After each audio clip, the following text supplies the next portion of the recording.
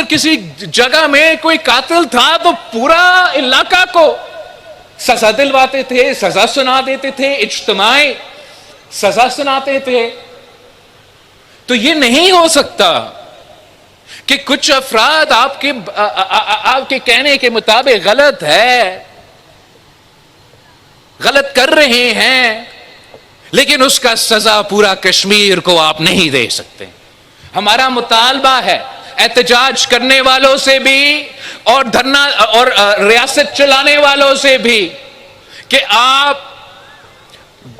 इतना गुंजाइश तो छोड़े कि आम कश्मीरी को तकलीफ ना आए, इनके रास्ता में कोई रुकावट नहीं हो, उनका अपना कारोबार चलाने में कोई मसला ना हो।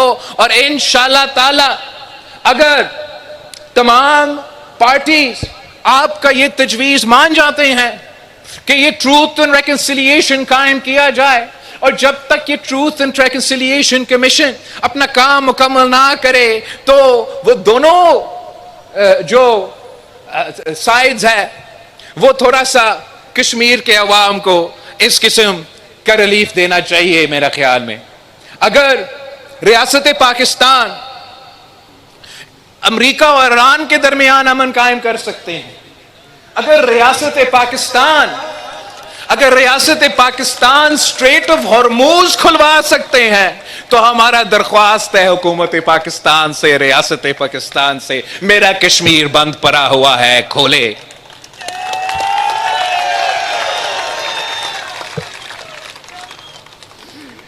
हमारा पाकिस्तान पीपल्स पार्टी का और आपका रिश्ता 3 नस्लों का रिश्ता है। ये 3 नस्लों के रिश्ते के नतीजे में जो पाकिस्तान को पाकिस्तान पीपल्स पार्टी ने दिया, जो आजाद कश्मीर को पाकिस्तान पीपल्स पार्टी ने दिया, वो आपका कायदे अवाम का शहीद मोहतरमा बेनजीर भुट्टो को और ढडियाल के जियालोस का खून पसीना का मेहनत के नतीजे में है। आपने पाकिस्तान को इस्लामी जमहूरी मुत्तफिका आईन दिलवाया तो कायदे अवाम ने दिलवाया और आपने दिलवाया। अगर पाकिस्तान को एटॉमिक कुव्वत बनाया तो कायदे अवाम ने किया और आपने ये काम करके दिखाया। अगर पाकिस्तान को मिसाइल टेक्नोलॉजी दिलवाई दी तो वो काम शहीद मोहतरमा बेनजीर भुट्टो ने की और आपने की। अब हम एक मुश्किल दौर से गुजर रहे हैं और इस मुश्किल दौर में नया नस्ल ने अपना किरदार अदा करना है, और जो नया नस्ल ने कश्मीरियों के जिद्दोजहद के हुकूक की जिद्दोजहद करना है, पाकिस्तान के आलमी सतह पे, पाकिस्तान के अंदर और आलमी सतह पे जो हुकूक का जिद्दोजहद हमने करना है, इंशाअल्लाह ताला वो मैं और आप मिलके शाना बिशाना खड़ा होके वो जिद्दोजहद हम करेंगे। और मैं समझता हूं कि हर नस्ल अपना हुकूक की जिद्दोजहद लड़ते हैं, और जहां कायदे अवाम शहीद जुल्फिकार अली भुट्टो ने सरजमीन बेआईन को इस इस्लामी जमहूरी मुत्तफिका आईन दिलवाया, तो शहीद मोहतरमा बेनजीर भुट्टो ने जमहूरियत बहाल की, और सदर जरदारी ने 18वीं तरमीम की सूरत में वो 1973 का आईन भी बहाल करवाया, सूबे को अपने हुकूक दिलवाए, पख्तूनख्वा और गिलगित बल्तिस्तान को अपना शिनाख्त दिलवाया। अब मेरा नस्ल ने, मैं और आपने मिलके जो नया नस्ल का जिद्दोजहद है, जो हुकूक का जिद्दोजहद है, जो हक हाकमियत का जिद्दोजहद है, जो हक मलकियत का जिद्दोजहद है, जो हक रोजगार का जिद्दोजहद है, जो नया नस्ल का जिद्दोजहद है, वो मेरा और आपको जिद्दोजहद है। और हम वैसे ही कामयाब होंगे जैसे हमारे बड़ों अपने हुकूक लेने में कामयाब थे। जहां तक हक हाकमियत की बात है, हक हाकमियत का नारा है, ये किसी एक फर्द की, किसी एक ग्रुप, ये किसी एक जमात का नारा नहीं है, ये हर कश्मीरी का, हर पाकिस्तानी का नारा है। ये पाकिस्तान पीपल्स पार्टी का मंशूर में 2 इलेक्शन से ये 3 बुनियादी बातें, हक हाकमियत, हक मलकियत और हक रोजगार, हमारा मंशूर का हिस्सा है। मैं 2 इलेक्शंस इन्हीं नारे पे, किसी यहां का तंजीम बनने से पहले 2 इलेक्शंस में इन्हीं नारों पे गिलगित बल्तिस्तान से इसी मंशूर पे लड़के आया हूं। और हाल ही में गिलगित बल्तिस्तान के अवाम ने, तमाम उनके डिविजन्स ने पाकिस्तान पीपल्स पार्टी को पहली बार तारीख में ना सिर्फ भारी अक्सरियत दिलवाए, मगर एक मिथ छोड़, वो मिथ कि जो इस्लामाबाद का हुकूमत संभालता है वही का हुकूमत गिलगित बल्तिस्तान में बनता है, उन्हों की हुकूमत यहां कश्मीर में बनता है। और मैं आपको बताऊं, गिलगित बल्तिस्तान के आधे मसले, आजाद कश्मीर के आधे मसले इसी बात से जुड़े हुए हैं कि जिसका हुकूमत वहां है वो जबरदस्ती अपना हुकूमत यहां बनाते हैं। लेकिन इंशाअल्लाह ताला जैसे गिलगित बल्तिस्तान के जियालों ने मेरे साथ मिलके वो मिथ तोड़ा है, इंशाअल्लाह ताला 27 जुलाई को आप और मैं मिलके आजाद कश्मीर में भी वो मिथ तोड़ेंगे।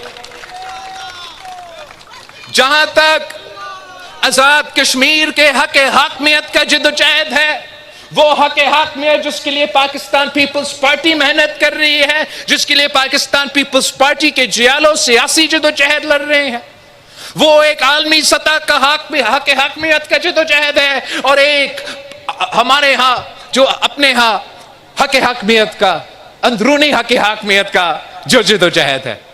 तो आलमी सतह पर जो हक हाकमियत का जिद्दोजहद है उससे तो आप सब वाकिफ हो, हर पाकिस्तानी वाकिफ है, हर कश्मीरी वाकिफ है, और वो इतना में कवर हो जाता है कि मेरा नारा आपका नारा, राय शुमारी। और ये जो नारा है, मैं बेहैसियत आपका वजीर खारजा, इस मुल्क का तारीख का सबसे कम उम्र वजीर खारजा, मैंने ये नारा आलमी सतह पे चाहे वो आपका आवाज कौमी मुत्तहिदा में पहुंचना पड़े तो मैंने वहां उठाए हैं। वहां साथ जो हमारा OIC के कॉन्फ्रेंस होता था, 2 ऐसे इलाके थे जिसको मैं खास तौर पे इंश्योर करता था। एक मेरा कश्मीर का ऑब्जर्वर स्टेटस और एक फिलिस्तीन के नुमाइंदे, कि उनको बोलने का मौका मिले।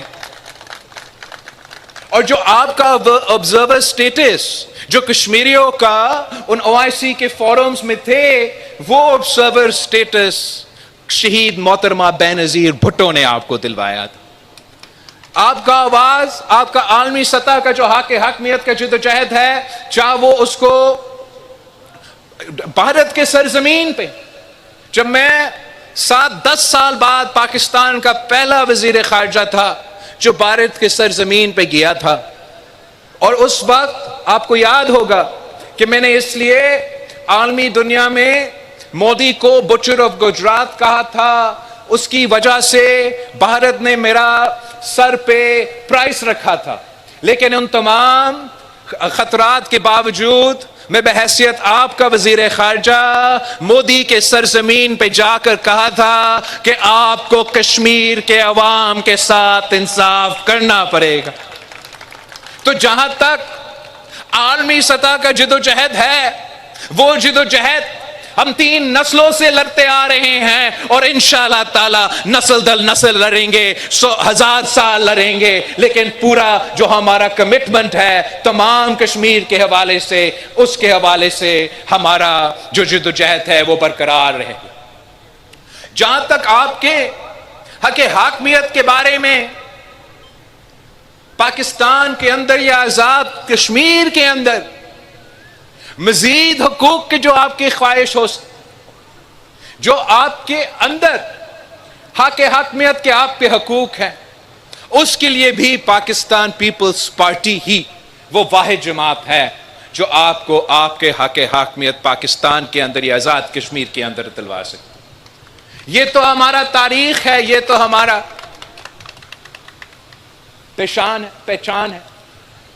हमने पाकिस्तान के अंदर जितने भी हकूक हैं, चाहे वो जमहूरी हकूक हो, चाहे वो किसानों के हकूक हो, मजदूरों के हकूक हो, खवातीन के हकूक हो, अक़लियत के हकूक हो, बलोचिस्तान के हकूक हो, पख्तूनख्वा का नाम हो, गिलगित बल्तिस्तान के हकूक हो, या आपके अपने हकूक हो, वो किसने दी? वो पाकिस्तान पीपल्स पार्टी ने दी, या कायदे अवाम ने दिया, या शहीद मोहतरमा बेनज़ीर भुट्टो ने दी, या सदर जरदारी ने दिया। और अब सवाल उठ रहे हैं, सवाल इसलिए उठ रहे हैं कि पाकिस्तान के अंदर जो ऐसे, पाकिस्तान के साथ जो दो ऐसे इलाके हैं जिन पे जो पसमानदा इलाके भी कहा जाते हैं और अहम तरीन इलाके भी कहा जाते हैं, और वो इलाके इंतजार में हैं, नस्ल दर नस्ल इंतजार में हैं कि कब हम पाकिस्तान का हिस्सा बनेंगे या कब हम अपना मुस्तकबिल के फैसले लेंगे, और तब तक वो इंतजार में ही रह रहे हैं। और वो इलाका है गिलगित बल्तिस्तान और आज़ाद कश्मीर। और हम बिल्कुल कमिटेड हैं, हम उस जमात से ताल्लुक रखते हैं कि जो आलमी सतह का आपको जिद्दोजहद है उस पर कोई आंच नहीं आने देंगे, हमसे ऐसे कोई गलती हम नहीं होने देंगे पाकिस्तान के अंदर जिससे आपको आलमी सतह के जिद्दोजहद को कोई नुकसान पहुंचे, वो ना पहुंचे जो नुकसान। लेकिन नुकसान पहुंचाए बगैर मैं चाहता हूं कि जितने हकूक हम दे सकते हैं गिलगित बल्तिस्तान और आज़ाद कश्मीर के अवाम को अभूरी सतह तक, जब तक आपका वो राय शुमारी ना हुआ तो वो हमें देना चाहिए। वो अब वक्त आ गया है। मैं किस गिलगित बल्तिस्तान का जगह जगह जाके वापस आके आपको बताने के लिए तैयार हूं, और यह गिलगित बल्तिस्तान का पल्स, ये आज़ाद कश्मीर का पल्स भी ये कह रहा है कि पुराने जो हमारे सीनियर्स हैं, जो ये बड़ा लंबा अरसे से ये जद्दोजहद लड़ते आ रहे हैं, वो अपनी जगह, लेकिन जो नया नस्ल है, जो आज़ाद कश्मीर और गिलगित बल्तिस्तान का अक्सरियत का पॉपुलेशन है, वो अब पुराना तनख्वाह पे चलने के लिए तैयार नहीं है। हक हाकमियत के हवाले से वो मज़ीद हकूक चाहते हैं, और मैं समझता हूँ कि हमें इनको वो हकूक देना चाहिए। जहाँ तक आईनी सवालात है, ये आइन साजी पार्लियामान के थ्रू होता है।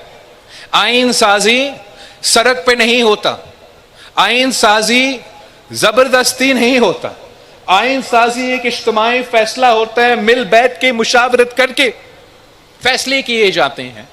आइन साजी का काम वो पाकिस्तान पीपल्स पार्टी को आती है और किसी को आती नहीं। हमने ये तय किया है कि इंशाअल्लाह ताला इलेक्शंस के बाद हम आज़ाद कश्मीर और गिलगित बल्तिस्तान में कॉन्स्टिट्यूशनल कन्वेंशंस बुलाए जाएंगे, और उन कॉन्स्टिट्यूशनल कन्वेंशंस में तमाम लोगों को ये मौका देंगे कि इस्लाहात के उनका क्या तजवीज़ है। जहाँ तक हक हकमियत का सवाल है, हक मलकियत का सवाल है, या जो भी हकूक आपको चाहिए, फैसला तो आपने करना है। कश्मीर का फैसला तो कश्मीर ही कर सकता है, पाकिस्तान नहीं कर सकता, भारत नहीं कर सकता, कोई और मुल्क नहीं कर सकता। ये फैसला तो आपका है, तजवीज़ दे सकते। पाकिस्तान पीपल्स पार्टी ने जहां तक रिजर्व सीट की मामला है, उस पर हम अपना तजवीज़ हमने दिया था कि हम समझते हैं कि हमें अपने मुहाजिरीन के नशिस्तों को, उनको नुमाइंदगी, उनका वोट का इख्तियार, उन तमाम चीज़ों को तहफ़्फ़ुज़ देते हुए इतना इस्लाहात तो ज़रूर करना चाहिए, इतना इस्लाहात तो ज़रूर करना चाहिए कि कश्मीर का फैसला कश्मीर। उसके लिए जो पीपल्स पार्टी का तजवीज़ था, बाकी जमातों उस पर आने के लिए तैयार नहीं थे। मज़ीद बात करने की ज़रूरत है तो मज़ीद बात करने के लिए तैयार है, लेकिन ये तरीका, जिस तरीका से ये सिस्टम चलता आ रहा है, वो ज़्यादा देर नहीं चल सकता। साथ साथ मैंने नेशनल असेंबली में ये कहा था कि मैं चाह रहा हूँ, फैसला तो आपका हम तजवीज़ ही दे सकते हैं, तो मैं समझता हूँ कि इसी हक हाकमियत के जद्दोजहद के नतीजे में और इसके सिलसिले में, मज़ीद हकूक़ दिलवाने के सिलसिले में, कि हमें अबूरी तौर पे जैसे शहीद मोहतरमा बेनज़ीर भुट्टो ने कश्मीरियों को OIC में ऑब्जर्वर स्टेटस के नाम पे आपको नुमाइंदगी दी, मैं वैसे ही इंशाअल्लाह ताला ये चाहता हूं कि आपको ऑब्जर्वर स्टेटस नाम दे, सफीर का नाम ले ले, लेकिन बिठाना है आपको इक़्तिदार के कमरों, आपकी नुमाइंदगी, आप ऑब्जर्वर हो भले, लेकिन एनएफसी का फोरम हो, सीसीआई का फोरम हो, पाकिस्तान के फैसले करने वाले फोरम्स हो, मैं चाहता हूं कि मेरे साथ मेरे कश्मीर के भाइयों और बहनों साथ बैठे और वो खुद अपने मसाइल के पे बात करे और खुद अपने मसाइल के हल निकालने की कोशिश करे। आपको एहतजाज करने की जरूरत नहीं होता, पूरा कश्मीर को 30-30 दिन बंद करने की जरूरत नहीं होता। आप खुद मौजूद होते, अपनी किस्मत अपने हाथ में होते और हम मिलके आपके मसाइल का हल निकाल सकते। मैं तो समझता हूं कि जहां तक यह आजाद कश्मीर की वजारत की बात है, मैंने गिलगित बल्तिस्तान में भी कहा, मैं यहां भी यह बात दोहराना चाहूंगा, उस वजारत को होना ही नहीं चाहिए। कंप्लीट एम्पावरमेंट होना चाहिए जो आजाद कश्मीर की हुकूमत का है।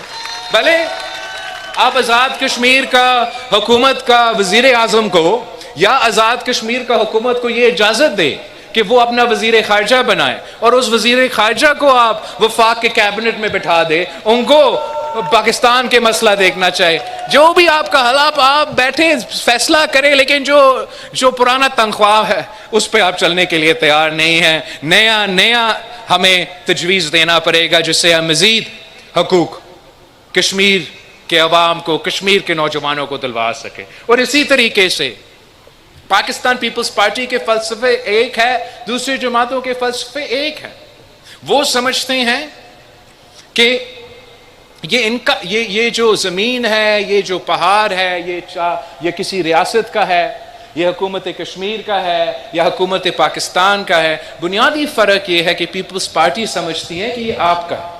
और यही वजह है कि हमने अपने 3 बुनियादी नुक्ते में हक मलकियत का भी फलसफा शामिल किया है। वो इसलिए कि पाकिस्तान पीपल्स पार्टी समझती है कि ये ज़मीन आपका है, ये पहाड़ आपका है, ये दरिया आपका है और किसी और का नहीं है। मुजफ्फराबाद से लेके श्रीनगर तक हक मलकियत का जो हकूक है वो कश्मीर के अवाम का है। और आलमी सतह पे आपने देखा कि किस अंदाज में मोदी सरकार ने अपने यहाँ ये मकबूजा कश्मीर में जो तरमीमें लेकर आए और उनका कोशिश है कि वो आपका ज़मीन सलब करे। इंशाअल्लाह ताला हम इनका ये कोशिश नाकाम करवाएंगे। और हम समझते हैं, और ये फ़लसफ़ा हमने गिलगित बल्तिस्तान में कि वहाँ तो उनका दोगरा का ज़मीन था जो कि फिर रियासती ज़मीन बन गया, मैंने उसका कानून साजी कर लिया है, उनको हक मलकियत दिलवा दिया है और अब उस ज़मीन का उनमें हम तकसीम कर रहे हैं। कायदे अवाम शहीद जुल्फ़िकार अली भुट्टो ने भी जो ज़मीन का मालिकाना हकूक है वो पाकिस्तान के अवाम को दी, चाहे वो कच्ची आबादी में रहने वाले हो, लियारी में रहने वाले हो, तो उनको हक मलकियत दिलवाया। जो किसान अपना ज़मीन नस्ल दर नस्ल आबाद कर रहे थे लेकिन उनको उस मालिकाना हकूक नहीं थे, उनको भी कायदे अवाम शहीद जुल्फ़िकार अली भुट्टो ने मलकियत दिलवाई थी। जो जब सैलाब आया था सूबा सिंध में और उस सैलाब में 20 लाख घर तबाह हुए, तो मैं वो 20 लाख घर फिर से बना रहा हूँ उनके लिए, मगर साथ साथ उस घर में बसने वाले जो ख़वातीन हैं उनको उस ज़मीन का मालिकाना हकूक भी दिलवा रहा हूँ। तो वैसे ही हमारा सोच है कि हक हाकमियत भी हो, हक मलकियत भी हो, और हक मलकियत और हक हाकमियत के साथ साथ तो हक रोज़गार हर कश्मीर के नौजवान का हक है। और उस हक रोज़गार आपको दिलवाने के लिए हमें ऐसे माहौल पैदा करना पड़ेगा, ऐसे मईशत चलाना पड़ेगा जिससे सिर्फ अमीरों को फ़ायदा ना हो, सिर्फ तरक्की याफ्ता इलाके को फ़ायदा ना हो। पाकिस्तान पीपल्स पार्टी और दूसरे जमातों में बुनियादी फ़र्क ये है कि बाकी जमातें ये समझते हैं कि जब अमीर तर होते हैं, पहले से अमीर लोग तरक्की करते हैं, तो वो कहते हैं मईशत ने तरक्की किया है। पाकिस्तान पीपल्स पार्टी समझता है कि जब तक आम आदमी तरक्की नहीं करेगा, जब तक गरीब अमीर नहीं बनेगा, यह गरीब को फायदा नहीं होगा। पसमानदा इलाके जब तक तरक्की नहीं करता तब तक ये मईशत को आप तरक्की का नाम नहीं दे सकते। और यही वजह है कि पाकिस्तान पीपल्स पार्टी ने हमेशा गरीब दोस्त मंशूर दिया है, अवाम दोस्त मंशूर दिया है। बेनज़ीर इनकम सपोर्ट प्रोग्राम अगर आज तक इस मुल्क के चारों कोने में किसी भी गरीब तरीन पसमानदा इलाके में भी उन खवातीन तक ये पैसा पहुंच रहा है तो वो पाकिस्तान पीपल्स पार्टी की वजह से। तो मैं आपसे वादा करता हूं कि आप अगर 27 जुलाई को पाकिस्तान पीपल्स पार्टी को वोट देंगे तो हम ना सिर्फ आपका हक हकमियत का जदोजहद लड़ेंगे, ना सिर्फ आपके हक मलकियत का जदोजहद लड़ेंगे, लेकिन साथ साथ इंशाअल्लाह ताला हर कश्मीरी नौजवान के हक रोजगार का भी हम जदोजहद मिल के लड़ेंगे।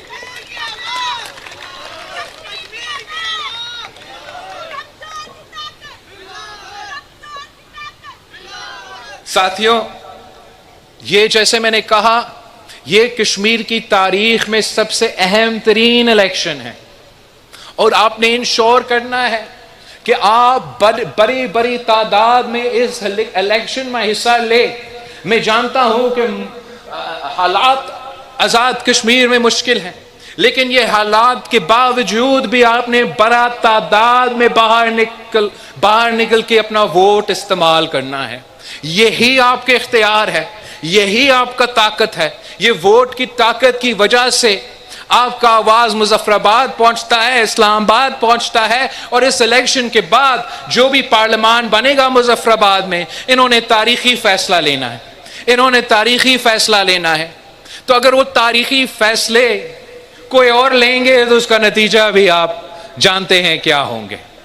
वो फैसले सिर्फ और सिर्फ पाकिस्तान पीपल्स पार्टी ने लेना है। मैं चाहता हूं कि मेरे नुमाइंदे कश्मीर भर से मुंतखब हो जाए ताकि मैं वाज़े तौर पे कह सकूं, इस्लामाबाद में कह सकूं, आलमी दुनिया को बता सकूं कि जैसे गिलगित बल्तिस्तान के अवाम ने मुझे हक हकमियत, हक मलकियत और हक रोजगार के बुनियाद पे ये मैंडेट दिया है, वैसे ही ये कश्मीर का आवाज है, ये आज़ाद कश्मीर के आवाज है। वो मेरे मंशूर पे यकीन रखते हैं और यही वजह है कि वो मुझे ये भारी अक्सरियत दिलवा रहे हैं। आपने बड़ा तादाद में इस इलेक्शन में शामिल होकर अपना वोट इस्तेमाल करना है। यही मौका होगा, यही मौका होगा 27 जुलाई को पूरा कश्मीर को इसी दिन का मौका होगा कि आप अपना आवाज पहुंचाए। आपको अगर कोई तरमीम लेकर आना है, मजीद हकूक अपने आप को दिलवाना है, तो आप इंश्योर करें कि तीर पे मोहर लगा के मेरा हुकूमत बनाए ताकि हम मिलके इलेक्शन के मैदान में कश्मीर के अवाम के लिए ऑप्शंस बहुत कम हैं। एक दो जमातें हैं, एक पाकिस्तान पीपल्स पार्टी है और दूसरे हमारे दोस्त मुस्लिम लीग नवाज है। अब फैसला आपने करना है कि चाहते क्या है। जो दूसरा जमात है वो तो मीरपुर को, कोटली को, रावलाकोट को कश्मीर का हिस्सा ही नहीं मानते। ये कौन से शेर है, ये कौन सा शेर है जिन्होंने कोटली को, डडियाल को, मीरपुर को और रावलाकोट को कश्मीर का नक्शा से खा चुके हैं। हम नफरत की सियासत नहीं करते, हम तकसीम की सियासत नहीं करते। हमने ये नफरत और तकसीम के बुनियाद की जो सियासत है, ये कराची में भी दफन किया है, ये बलोचिस्तान में भी दफन किया है, ये पख्तूनख्वा में भी दफन किया, और इंशाअल्लाह ताला 27 जुलाई के बाद हम इस नफरत की सियासत को, इस तकसीम की सियासत को शिकस्त दिलवाएंगे। हम समझते हैं कि लिसानी बुनियादों पे या किसी बुनियाद पे तकसीम की सियासत करना गलत है, और मैं आपको कश्मीरी मानता हूं।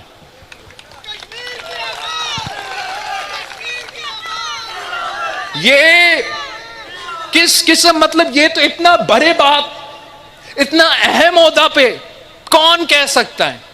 और ये कैसे मुमकिन है कि 30 दिन गुजरने के बाद वो वजीर साहब वहीं के वहीं, राजा परवेज अशरफ साहब ने कौमी असेंबली में उनसे मौका दिया कि आप वाजे करें कि आप ये नहीं मान, ये कि जो आप कह रहे थे आपको गलत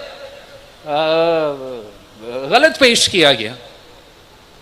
मैंने उनको मौका दिया प्यार से कि आप अपना क्लैरिफिकेशन दें, मगर ढीठ होके वापस आते हैं और कहते हैं कि नहीं, जो मैंने कहा मैं उस पे आज भी कायम हूं। चले, अगर तू इस बात पे आज भी कायम हो कि मेरे रावला कोट के अवाम कश्मीरी नहीं, मेरे कोटली के अवाम कश्मीरी नहीं, मेरे मीरपुर के अवाम कश्मीर के नहीं, तो तुम्हें कोई हक नहीं है, ये वजारत को आपको छोड़ना पड़ेगा।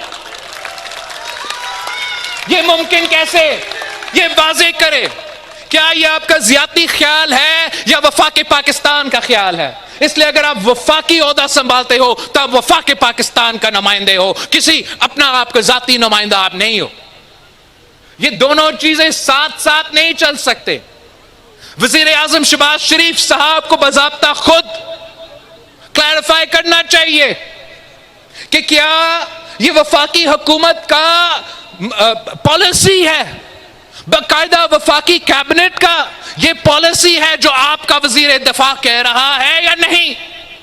अगर आपका पॉलिसी है तो रखे उसको, अगर आपका पॉलिसी नहीं है तो लात मार के बाहर निकालो। कश्मीर के अवाम को, आप कश्मीर के अवाम के साथ ये नाइंसाफी हमसे बर्दाश्त नहीं होता, हमसे बर्दाश्त नहीं होता। इनका ज़हनियत ऐसा ही है, पता नहीं ऐसे कैसे, ऐसे क्यों, लेकिन है ऐसे।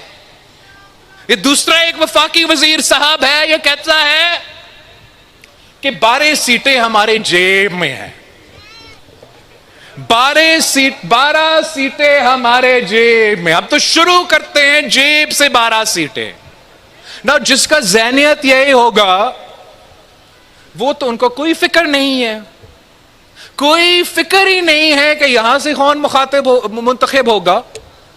उनका कोई परवाह नहीं है कि मीरपुर से, कोटली से, मुजफ्फराबाद से, पूंछ से नुमाइंदे कौन बनते हैं। इसलिए जेब की जो 12 सीटें हैं उस पे तो हुकूमत बनना है। मैं समझता हूं कि कश्मीर का मुस्तकबिल, कश्मीर का फैसला ना इस्लामाबाद का जेब में, ना फैसलाबाद का जेब में, ना पिंडी का जेब में। कश्मीर का फैसला सिर्फ कश्मीर के नौजवानों के हाथ में है।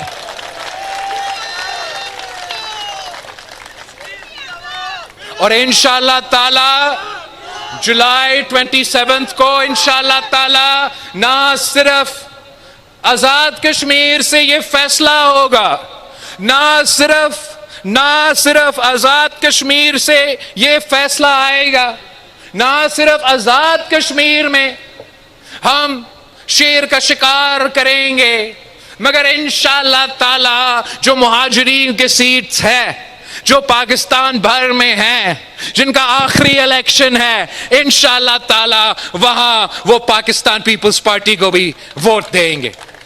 मैं खास तौर पे आज मीरपुर की सरजमीन पे खड़ा होकर पाकिस्तान पीपल्स पार्टी का सियालकोट का नुमाइंदा से बात करना चाहता हूं कि पाकिस्तान पीपल्स पार्टी का सियालकोट के नुमाइंदा ने वो इलेक्शन जीतना है, जीत के वापस आना है और ये बताना है कि सियालकोट के जो मुहाजिरीन की सीटों पे जो इलेक्शन हो रहा है वहां के अवाम मीरपुर को, कोटली को और रावलाकोट को कश्मीर का हिस्सा समझते हैं।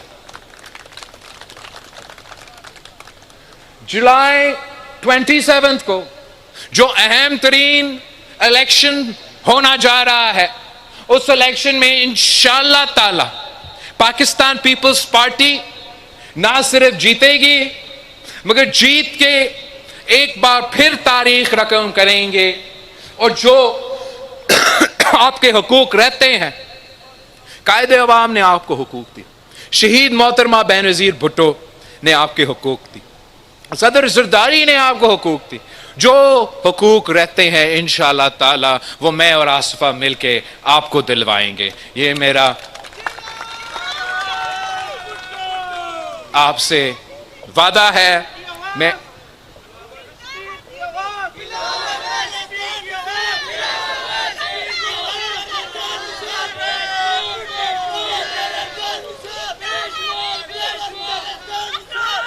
आप सबका बहुत बहुत बहुत शुक्रिया। मैं ख़ास तौर पे ठडियाल के अवाम से दरख्वास्त करता हूँ कि मेरा उम्मीदवार अज़फ़र शाहिद को आपने भारी अक्सरियत से मुंतखब करवाना है। आपने भारी अक्सरियत से मुंतखब करवाना है ताकि मैं आपके मिसाइल हल कर सकूं, ताकि मैं आपको हक हाकिमियत, हक मलकियत और हक रोजगार दिलवा सकूं। मीरपुर का निशान क्या, कोटली का निशान क्या, मुजफ्फराबाद का निशान क्या, पूंछ का निशान क्या? कश्मीर जिंदाबाद, पाकिस्तान पाइंदाबाद। जिए भुट्टो।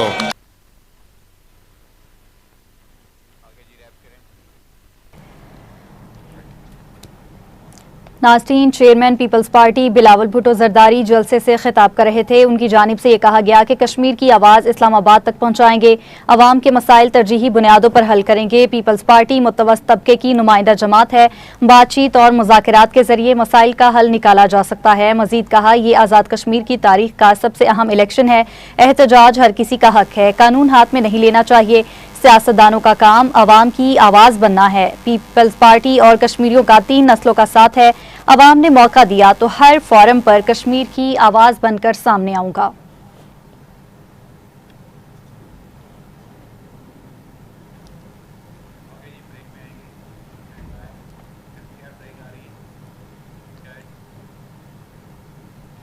बुलेटिन में वापस आएंगे, इस ब्रेक के बाद हमारे साथ रहिएगा। वेलकम बैक नाज़रीन, यहाँ आपको खबर देंगे, नए तैनात होने वाले डिप्टी कमिश्नर सियालकोट अवैस मुश्ताक ने चार्ज संभालते ही तरक्याती कामों के दौरे शुरू कर दिए।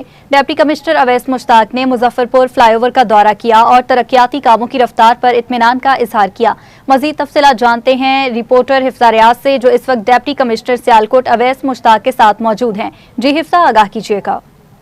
जी बिल्कुल, नए तैनात होने वाले डिप्टी कमिश्नर सियालकोट अवैस मुश्ताक ने चार्ज संभालते ही तरक्याती कामों का जायजा लेने के लिए मुख्तलिफ इलाकों में विजिट करे हैं। हमारे साथ इस वक्त डिप्टी कमिश्नर सियालकोट अवैस मुश्ताक साहब मौजूद है। उनसे जानते हैं कि उनका क्या कहना है। सर, बहुत शुक्रिया, आपने अपना कीमती वक्त दिया। सर, आपने अभी मुजफ्फरपुर फ्लाई ओवर का आपने विजिट किया है, इसके बारे में आपका क्या कहना है, ये बताइएगा। अस्सलाम वालेकुम जी। सब सियालकोट की आवाम को पहले तो मैं सलाम पेश करना चाहूँगा। मेरा ये दौरे करने का मकसद ये है कि जो हमारे तरक्याती काम हमारे शहर और ज़िले में जारी हैं, उससे पब्लिक की परेशानियां ख़त्म हों। उसकी वजह से अगर कोई मसला कहीं पे आ रहा है तो वो देखा जा सके और उसको ठीक किया जा सके।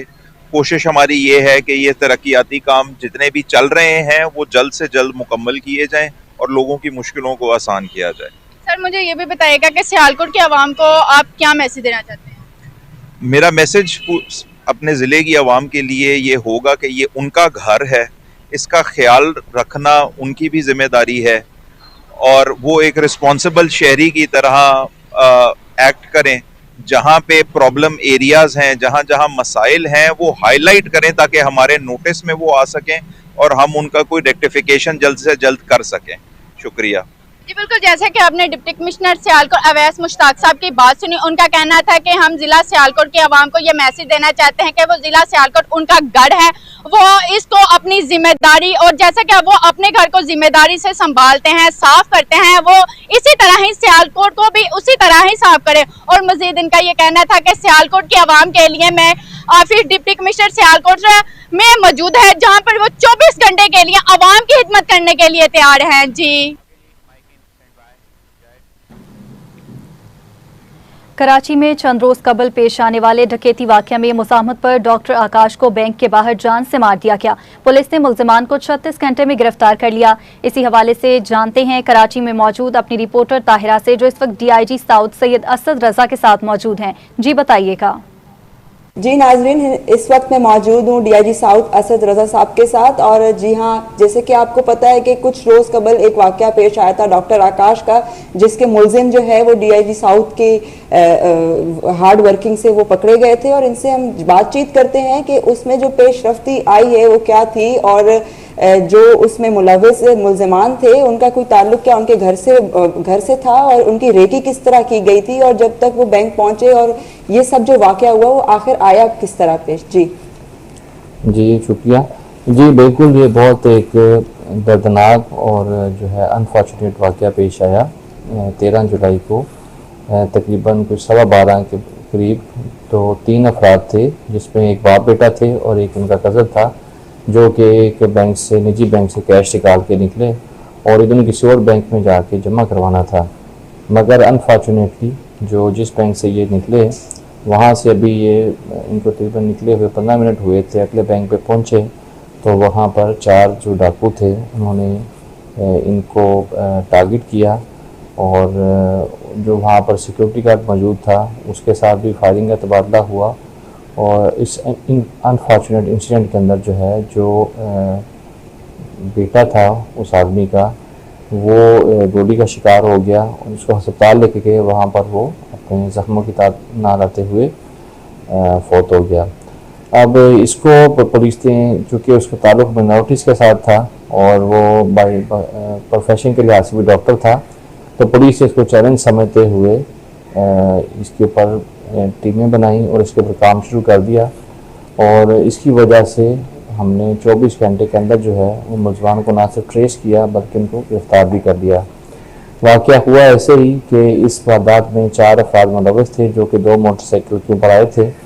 तो जो पुलिस ने जब जिस बैंक से उन्होंने कैश ड्रॉ किया था उसकी CCTV फुटेजेस निकाली तो उसमें इनको ऐसा दिखाई दिया कि उसमें कुछ ऐसे अफराद थे जो कि इंतहाई मशरूक थे जिनकी हरकत, और ऐसा लग रहा था जैसे कि इस फैमिली की प्रॉपर रेकी की गई है। जी हाँ, बिल्कुल। DIG साउथ असद रज़ा साहब का यही कहना था कि जो आवाम के लिए खिदमत करते हैं और जो सही वे में जो चीज़ें करप्शन हो या चाहे वो वहाशी अड्डे हों या वो चाहे कुछ भी हो, अगर उसको रोकथाम में लेके आते हैं तो वो सिर्फ पुलिस, सिंध पुलिस का नहीं बल्कि दीगर स्टेट का और आवाम का और दुनिया का लाडला होता है। जी,